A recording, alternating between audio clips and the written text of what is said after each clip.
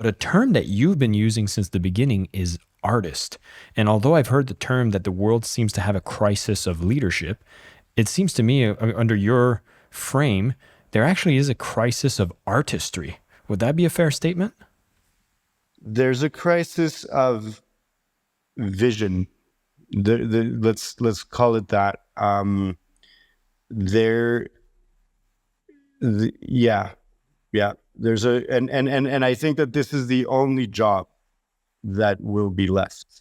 AI will take over all of our jobs. The same way that the machines of the age of industry, of the Industrial Revolution, took over all of our jobs. Before the Industrial Revolution, the only jobs that mattered, the only jobs that were available were, based on strength, farming, hunting, right? These were, you've never read a book. There's no education. The only thing you know how to do is work the land or kill animals and to eat.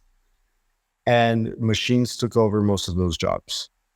And, and then the smart people, the people that survived, were the people that said, wait a minute, we're more than physical strength, we're also minds. And so the scientific revolution and the age of industry and all that. And then we over-identified with the mind. Descartes said, I think, therefore I am, right? And now we're automating the mind, and everybody's terrified because it's going to take over all of our jobs. But it's going to teach us that we're more than minds. We are the things that receive a creative revelation.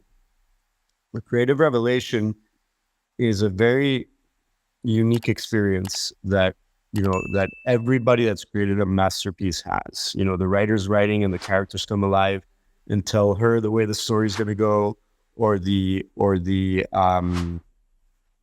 song writes itself, or the Stephen King says that writing a great book is like finding a fossil in the ground, and your job is to get it out of the ground with as little damage as possible, right? It's the creative, it feels like you're discovering it, not creating it.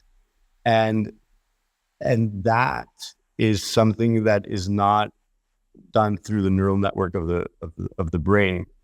That's my contention. That is something that is done through the electromagnetic field of the heart, which is the seat of intuition. And I think that, and there's a particular type of intuition that the people over at the Heart Math Institute have been studying, which is called non-local intuition. And I believe that that's where the creative revelation happens.